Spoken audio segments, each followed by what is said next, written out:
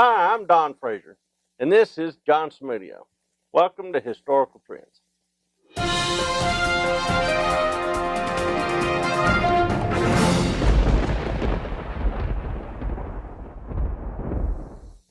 When you sit down after a long day's work to continue binge watching the latest season of Narcos on Netflix, you expect everything to go smoothly. Every month you pay your service provider for the guarantee that you can always indulge in watching TV for hours on end. However, this time Netflix just won't stop buffering. Every few minutes your video is interrupted and it's hardly worth the effort to just sit around and wait. This would be your world without net neutrality. In short, service providers could slow the connections to any website that they prefer you stay away from. And with a new FCC chairman from the Trump administration, the freedom of the internet is threatened now more than ever. But many Americans are blind to the issue at hand. Net neutrality, or lack thereof, will significantly increase the control that large corporations will have on media consumption, and it will affect the business landscape as well. To be able to take a stance on the issue, it's important that we fully understand what we're talking about here. Two things that I will admit. One, I love a good Netflix binge. Me too. Absolutely. Love that Netflix, and I love it when it comes when it's supposed to come. Great. Second thing is, I have no idea what you're talking about. I have no idea what net neutrality is or why it's a big deal. So I'll tell you what, we'll let John teach us all about it right after this break. It all started on Valentine's Day in 1986 when a poor but honest theological student was trying to win the heart of an aspiring pediatrician. He somehow stumbled on the recipe for this unique pie, baked her one,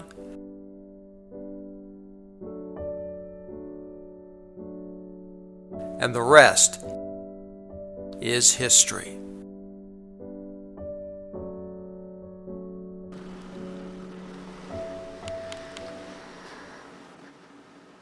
Rejoice, my friend, for today the rare joy brought by this storied pastry is yours. Pie Masters, your favorite kind of pie. We're back. So tell me, what exactly is net neutrality? Well, Dr. Frazier, net neutrality is exactly what it sounds like. No, really. A neutral internet. For the everyday person, it means that no matter what company you source your internet access from, every website can take the same amount of time to load. However, this is a fairly recent development that occurred in early 2015 when the FCC imposed Title II regulations from their Communications Act on internet service providers, or ISPs. Wait, what? You mean net neutrality hasn't always been around? What exactly did the Title II regulations entail? Well, the big picture behind the regulations were to classify ISPs as common carriers in the U.S. So that's similar to cell phone service providers, and under the classification, it's unlawful to discriminate against any websites or services. Okay. So that's the basis for the concept of net neutrality as we know it now. However, as I mentioned before, we have a new FCC chairman, Ajit Pai, and he's adamant about removing the Title II regulations. If net neutrality is such a good thing, why do people want to get rid of it? What purpose would it serve? Now, that's a really good question. The main argument of Pai and his supporters is the lack of innovation within the space of the internet in the US. His primary example is the loss of projected investment from 2010 to 2015, somewhere in the realm of $160 to $200 billion. That's a lot. From those figures, it's pretty easy to see why there's opponents to Title II regulations on ISPs. Okay. And there are numerous claims to lack of investment in the industry and that there's little room for true competition in the space. So, by investments, you mean investments in what? We're talking investments in infrastructure, speed, and technology. Pai claims that smaller ISPs too are struggling with keeping profits and gaining new clients under Title II, and it's sort of creating a vicious loop because they can't get business and they don't have money to qualify for financing to improve their service. So they aren't particularly against the core value of net neutrality, but they have to spend money reporting that their service follows regulations. So it's pretty significant. And with all the negativity towards Title II, Pi might seem like a bit of a bad guy, but he does have legitimate concerns about the business aspects of broadband service. And he's in the past expressed sentiment towards the concept of net neutrality. He said that the best case scenario is, we get a new legislation, we get a free and open internet, but companies are also able to compete. And this is just an ideal scenario, and he hasn't really come forward with a plan beyond repealing Title II. So how can he be a bad guy with a name like Pi? I mean, that's a great name for a good guy. Hi, I'm Pi. All right. So in a perfect world, we would have a neutral net that also somehow encourages competition and rewards investment in net infrastructure. Yeah.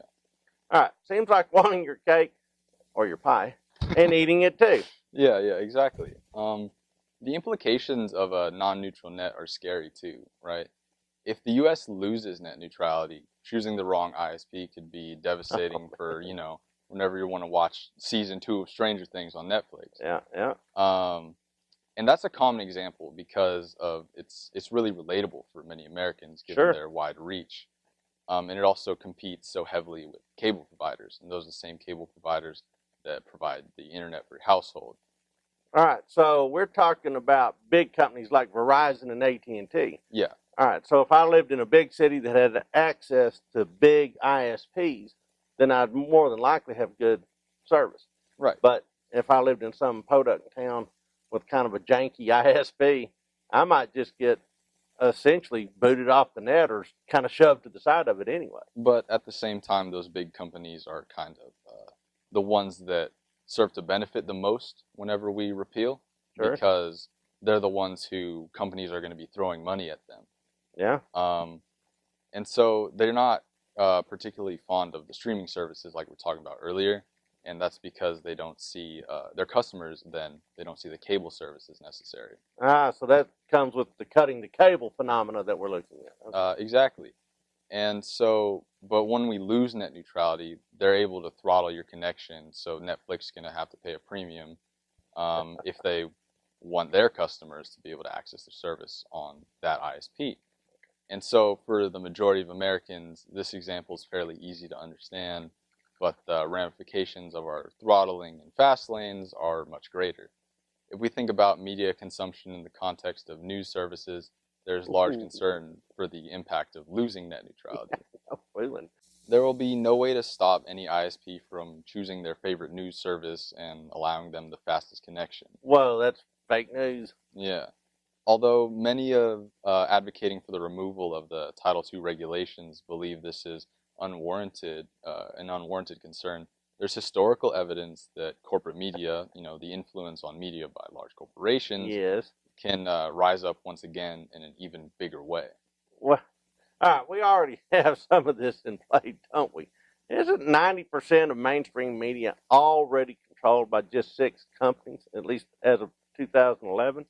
Right, and in a State of the News Media report in 2004, it was determined that corporate influence of the media was a growing issue, and this was simply within the media companies and just traditional media, because it was 2004. Yeah, I mean, we haven't gotten all the good social media and that sort of stuff. All right, so I guess in 2004, the internet was a little less developed. Right, and so the impact of ISPs controlling access to mainstream media is a little unseen in widespread use, at least in the U.S. However, it's becoming a very real threat. So historically, many news services have been influenced by money. Say it ain't so. With the prime example seen in 1997 with the Los Angeles Times. An economist, Mark Wills, became the CEO of the Times Mirror Company, which owned the paper, and in the fall of '97, Wills made himself the publisher of the Times. It's good to be king. And so he initially tripled the company's stock by conducting thousands of layoffs and cutting costs by consolidating the workforce. So for that accomplishment, he received a $1.35 million bonus on top of his initial salary. Wow, blood money. So you can probably tell where this is going with such large amounts of money flowing in. As the publisher, he set a goal to break down the barrier between the business and editorial sections of the paper. In 1998, the paper dedicated their entire Sunday magazine to the newly constructed Staples Center. But, unbeknownst to the readers and the journalists, the Times had a deal to split the advertising profits from the endeavor. Oh, wow. When another publication uncovered this, it sparked outrage and started a discussion of ethics in the media where the line just kept getting blurred as time passed. You think? This isn't the first time that something like this has No. happened either. It's just one of the most notable in recent history. Of course, if we revert back to a world without net neutrality, corporate influence in the mainstream media will become commonplace, especially with such large companies now. And there will be little in the way of stopping it beyond journalists just trying to maintain their core values and ethics. And they're certainly motivated to do that, yes. All right, so I've watched the collapse of the newspaper industry. So what I am hearing is that we have potential for corporations to become the arbiters of what news we get and how we get it. Exactly. Wow. And since we already covered some examples of what could happen, let's go back to time before net neutrality was a concept and dive right into the birth of the internet. Birth of the internet. Wasn't Al Gore there? Wasn't he like the midwife that delivered the internet? I seem to remember that anyhow. Go ahead. So we can find our starting point in the U.S. at least with the Department of Defense contracting the development of a system to communicate across long distances and share large amounts of information, but it was large for the time, not massive by today's standards. And it makes sense that that's the Defense Department. Yeah. And so the result was a creation of a network that connected universities because they had all the information at the time. Sure. And that was known as ARPANET. ARPANET. That sounds sci-fi. Yeah. So this represented one of many networks developed in the style of what they call packet switching. Okay. And that was very common in the 60s and 70s. Packet switching is most easily understood in terms of a simple mail analogy. Okay. So if a packet is comprised of a header and a payload, the header is essentially the address that tells you where the payload goes, and the payload is just the data, kind of like if you got a package in the mail. So it's pretty simple in concept, but it was a big accomplishment at the time. Sure. In 1969, ARPANET was used by UCLA to send the first message over the network to Stanford University. So very quickly after ARPANET and other packet switching networks were developed, internetworking came about. And that's exactly what it sounds like. A bunch of networks that are piled together to make a network of networks. And this is the first introduction of the connected information that we have leading up to the modern internet. It's also where we get the name internetworking. Okay. Some of the early networks were marketed by commercial ISPs to consumers, and they had limited access to information because they could only connect to certain databases, and not the whole world like we have now, of course. So in a way, these early ISPs were able to limit access to whatever they desired because no one was the wiser. They were just paying for, a nice novelty thing. Sure. Of course, this did not have such a significant impact because the internet was not the phenomenon that it has become today, but the ability was still present and it did occur. As you can imagine, there were networks popping up all over the US, and it became time to start consolidating them. Internetworking became a solidified practice with techniques to make complex networks function, and in 1986, the National Science Foundation developed the most influential network in the US at the time, NSFNet. This connected all the NSF-sponsored databases in the U.S. and provided the foundation for a connected nation. In 1992, NSFNet merged with the commercial networks that we talked about before, and power slowly shifted towards service providers. And they began taking hold of the servers that were supporting the networks. And in 1995, NSFNet was decommissioned in favor of what's now just the internet. However, it was not until CERN, a European research organization, that sounds like Europeans, developed the World Wide Web that the internet was truly as we know it today. Before, there were simply interfaces to access what a network had to offer, but Tim Berners-Lee created the first website and the format for more to come. What was on that first website, do you know? It was actually how to make a website. So pretty intuitive. A cookbook on how to cook what they're cooking. Yeah, exactly. Very so nice. it was able to spread the information well. Okay. So Berners-Lee was a research fellow at CERN, and he was previously an independent contractor there, but he left and then came back. Okay. But he developed the World Wide Web to create easier access to information sharing because he got frustrated with the workflow at the time.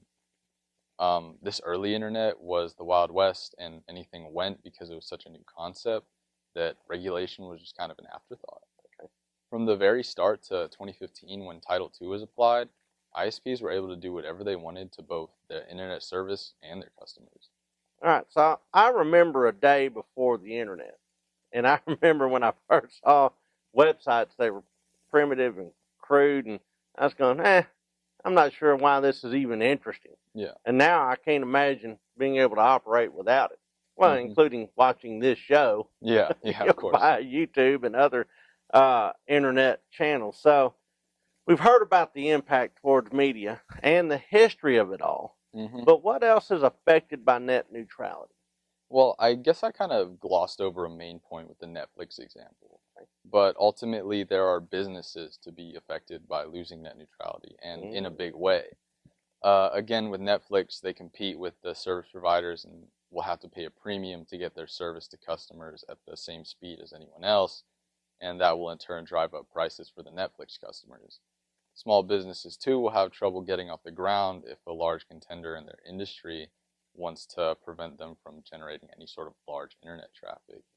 So what we have is a lot of hypotheticals, but very real concerns considering the past actions of these ISPs and the influence of money on pretty much anything. Now, I could quite literally talk about this all day as it's kind of a complex issue, but we've covered the main point. Okay. My head is spinning. I bet. With net neutrality, we lack a profit motive, but we have an open playing field.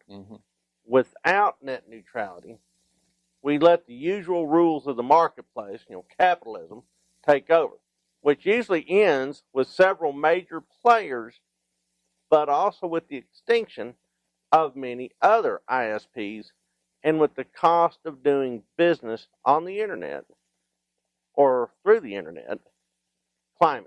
So I've got that right? Yes. All right, I need some air. We will talk more about this after the break.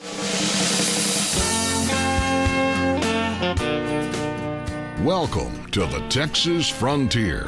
Cowboys, Indians, pioneer families, and hopeful and hardy people of all stripes once sought new beginnings as they traveled the route you are now driving. Before the days of blacktop and interstates, this path served as the immigrant's trail through the Southwest. It offered stops for supplies and fellowship, forts that offered protection from Indians, and more than a few colorful characters. More importantly, it promised to lead to a land of opportunity for those who were willing to work hard and endure countless hardships. It took a special kind of person to make a life in these parts.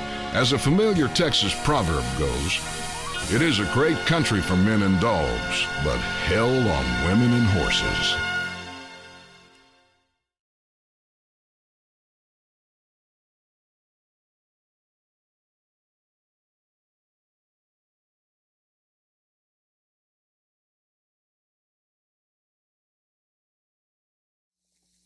All right, John, you got to help me out here.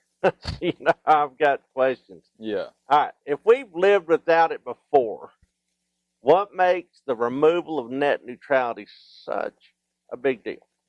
Well, beforehand, we made a lot of progress in the internet in the past pretty much decade. It's 2017, almost 2020.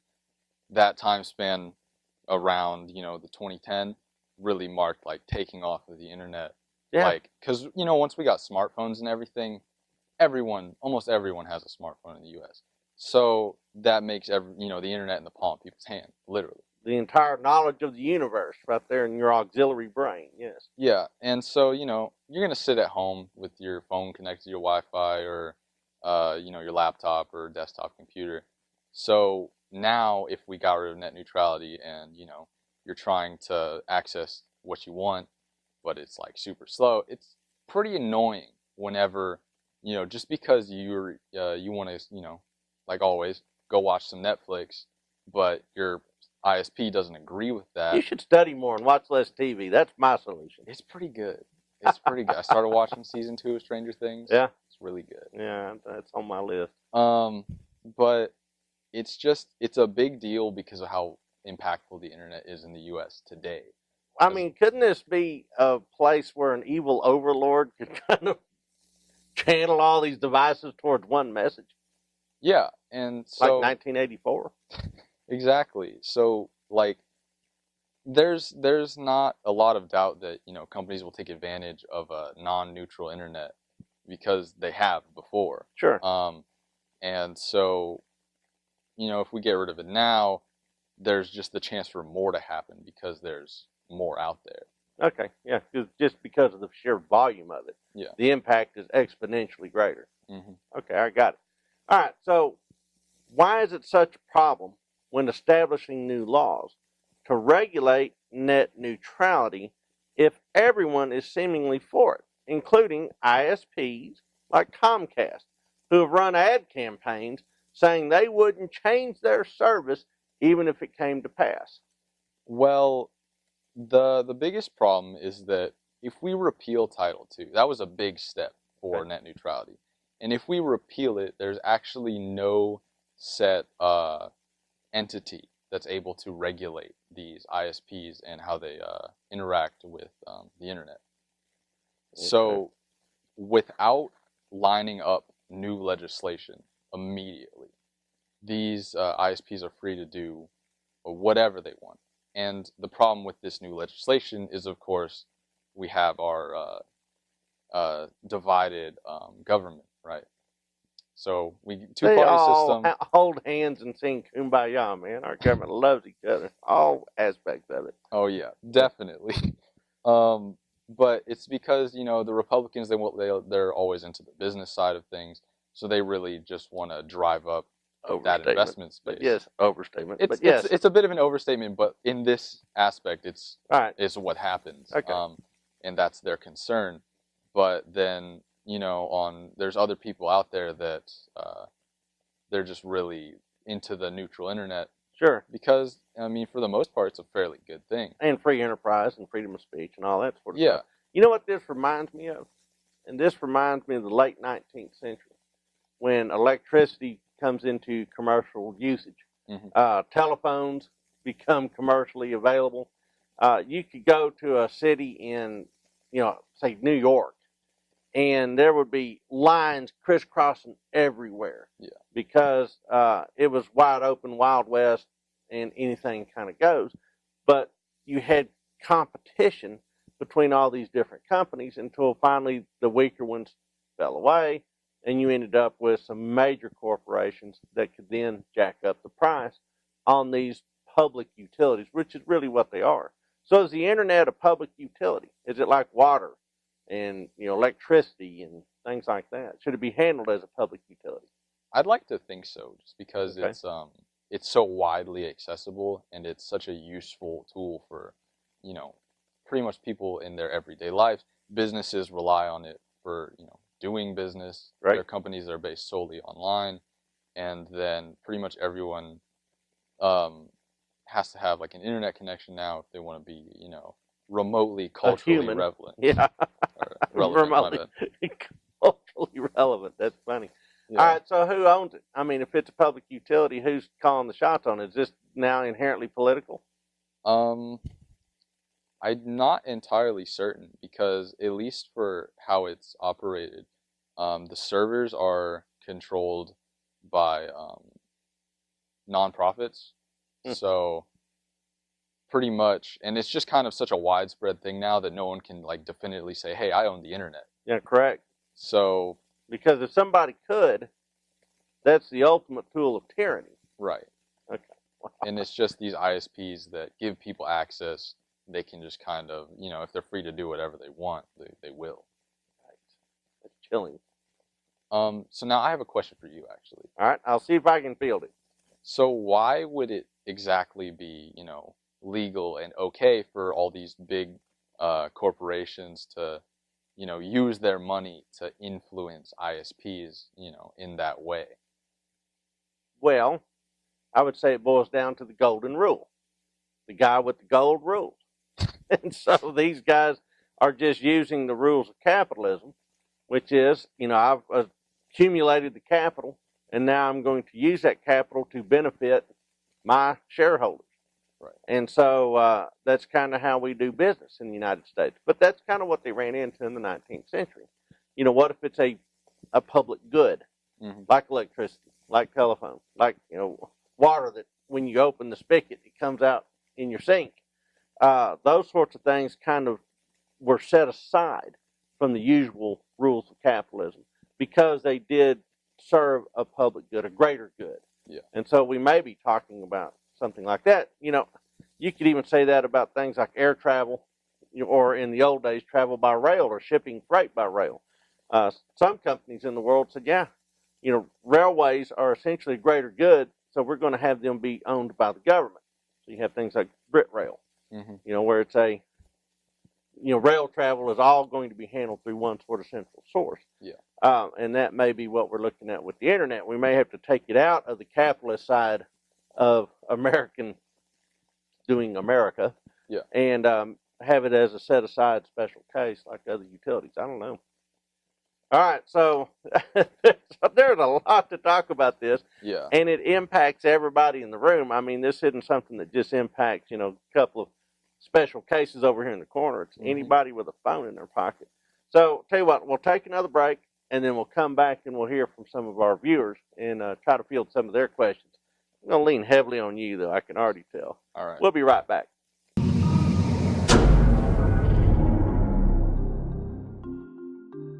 History people, it's Phil Collins here. I am just giving a shout out to a couple of guys that you're going to be hearing from.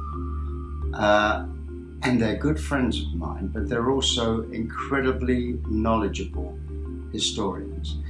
Dr. Donald Fraser and Dr. Stephen Hardy. Both great friends of mine, both helped me out with my book on the Alamo.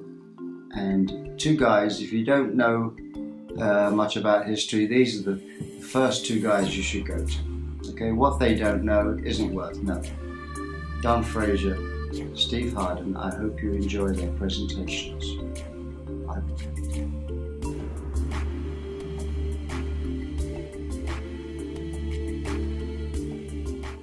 All right, we're back. Yep. We've got questions from the internet. Of course. All right, so this comes from Claudia Frigo, Yep. frequent contributor. Who should be in charge of defending net neutrality? So, my opinion is that we turn to the federal government, at least for the United States. Okay. And that's mostly because we have some precedents within the internet space of, our federal government doing some good. Like on YouTube, for example, where we are now, the FTC made sure that any advertising has to be, the viewers have to know. Okay, that this is advertising. Yeah, so this is sponsored content. Yeah, okay, so okay. They can't just get away with reviews, for example, was a big thing where, a product review would come out and the reviewer would have gotten some money to just say good things, and then people buy it, and then they're just, paid endorsements. Yeah. Okay. So I believe that we could turn to, like the FCC, for example, they're doing an okay job right now. Okay. But if we introduced new legislation, I think that with the right wording and to sort of reduce the amount of reporting money that has to go into it, sure, we could have a better state than we are now. You clearly thought about this. All right. So how does net neutrality differ in the U.S. compared to other countries? Well, since it's a simple concept, other iterations of net neutrality are pretty parallel to the U.S. However, their regulatory standards are a bit different. And so far, it exists in Brazil, Canada, the EU, the Philippines, and some others, with Chile having led the charge of legal regulation in 2010. Okay. So that was it for Claudia Frigo, but now we have one from Shauna Johnson. What are some examples of the impact of not having net neutrality, at least in the past? I mean, historical examples. Well, in the early 2000s, Comcast began throttling peer-to-peer connections, so like torrents and other things, where if you download things, you're downloading it because other people are uploading little pieces. Okay. So it's just a bunch of people like connected to a single thing that connects to your computer. So you get a download at a pretty decent rate. So what are they downloading? Most of torrents are kind of commonly referred for piracy. I So was wondering, this sounded Yeah. like pirate talk. Arg. Okay, good. But there are also, actual things that just use torrent downloading Okay, because sometimes it's useful if it's such a widespread audience. okay. And that way they don't have to like host a download server. Of course they don't. Yeah. I have no idea what he just talked about. Okay. And then also AT&T at one point limited access to Apple's FaceTime, which is pretty popular now. Yeah, we ran into that. We were FaceTiming my father-in-law, and all of a sudden he'd get all blurry, and what's wrong with this stupid thing? Next thing you know, the iPad's being thrown across the room. Yes, Yeah. I experienced that firsthand. But they had just completely blocked access so that only customers that bought their newest data plan could access the app. Aha. So that was those were some of the bigger issues that we had without net neutrality. Interesting. All right, so Sean, I had another question. Where does net neutrality have the most regional impact? I guess this is kind of related to my big city, small town Yeah. question. So where you have the most densely populated areas in the U.S., there's more people that have access to the better ISPs, the bigger ones, and so the removal of net neutrality would ultimately have the biggest impact on those big areas. Okay, so if you're in Artesia, New Mexico, for instance, you might get hosed. Yeah. Okay. Now, Cameo White asked a question. What is the link with Verizon and Puerto Rico? So recently, there was the Puerto Rican Chamber of Commerce, and it's funded by Verizon. Puerto Rico's Chamber of Commerce is funded by a big telecom company.